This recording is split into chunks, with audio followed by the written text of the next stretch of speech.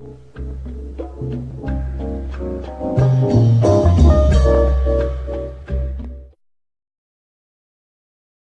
have the emergence in human society of this thing that's called the state.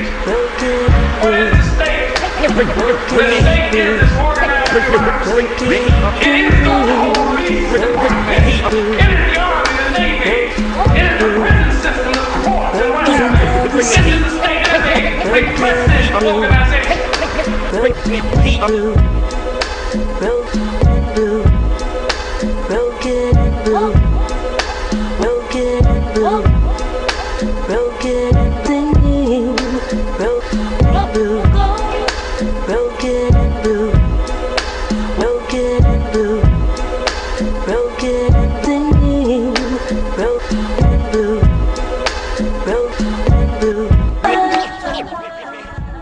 Back in 1995, I wrote several futuristic pieces on biochip technology, and it seems we may see the mark of the beast in his lifetime after all.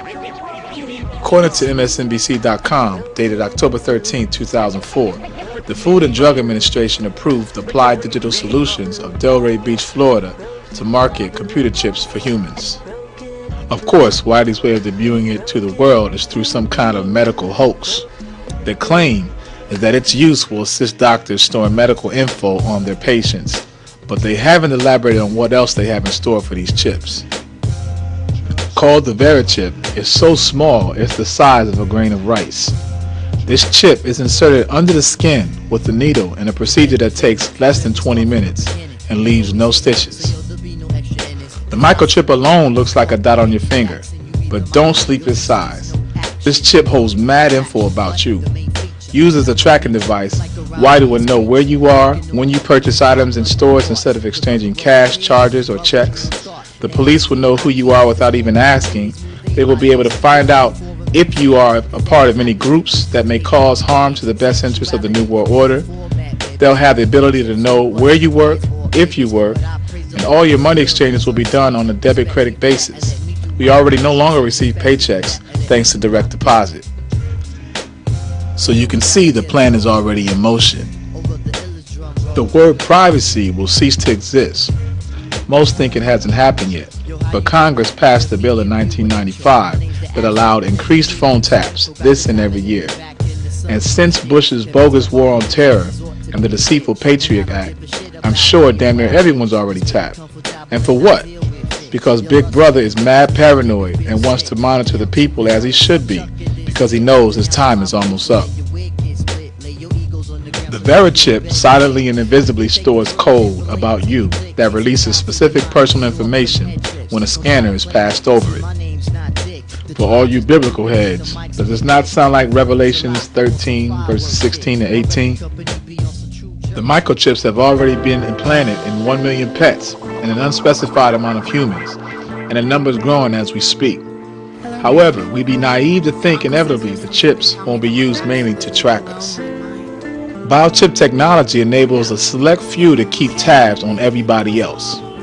In the October 1994 edition of Popular Science magazine, writer Chris O'Malley wrote, "Within the next 10 years, we'll have the miniature computers inside us to monitor and perhaps even control our blood pressure, heart rate, and cholesterol. Within 20 years, such computers will be correct visual and hearing signals, making glasses and hearing aids obsolete." Now, most will think this is a good thing. We'll no longer have to wear Coca-Cola bifocals, and your uncle will finally be able to hear you. But if a microchip put inside our natural bodies can heal our eyesight and perfect our hearing, wouldn't you think this technology may also have the capacity to take away your sight or hearing? Can you imagine in the near future a rising leader against the system, who also is a part of the system due to having been deceitfully victimized with the embedded chip, be at a public rally conducting a speech and suddenly go blind or deaf? Who's to say the technology in the chip won't be able to send a spark to your heart, causing a sudden heart attack? You might think I'm reaching, but this shit could happen if you take the mark of the beast. Biochip technology will not make life easier, but it will make it easier for this cracker to enslave us deeper into the matrix of their control. A little over a year ago, these Europeans silently introduced the biochip era to the world through a company called Home Again. I'm sure you've seen the commercial where they implant a chip into pets so you can find them if they happen to run away. All this comes courtesy of Bush's push for electronic health records within a decade. We also find that the U.S. Department of Health and Human Services recently announced $139 million in grants to ensure this happens. Already, approximately 1,000 idiots around the world have had the devices implanted. One of these imbeciles is Applied Digital CEO Scott R. Silverman, who along with a half dozen executives had chips implanted in themselves.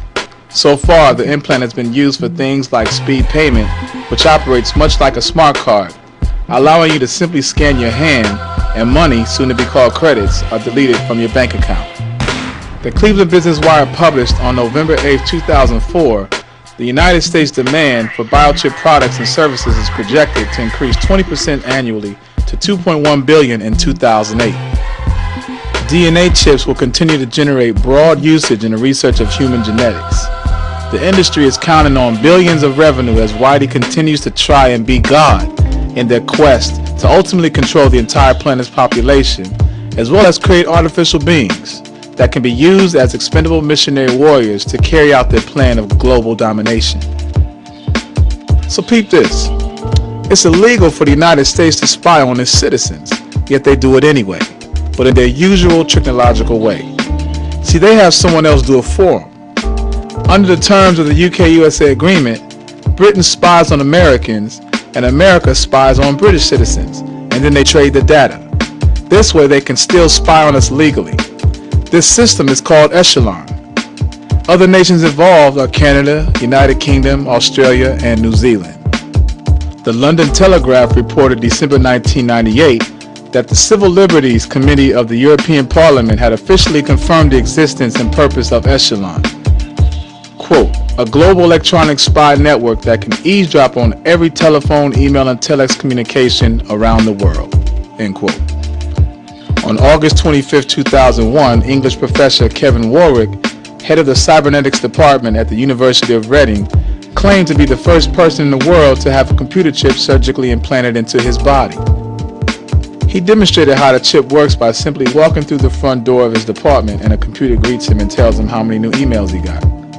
We're talking about walking cyborgs, yo. Some half-man, half-computer shit. Maybe the Terminator isn't so far-fetched. Author Zbigniew Brzezinski, who served as then-President Jimmy Carter's National Security Advisor, wrote The Technotronic Era, a book commissioned by the Club of Rome, aka the Illuminati. This text revealed several methods that will be used to control citizens of the U.S. in the future.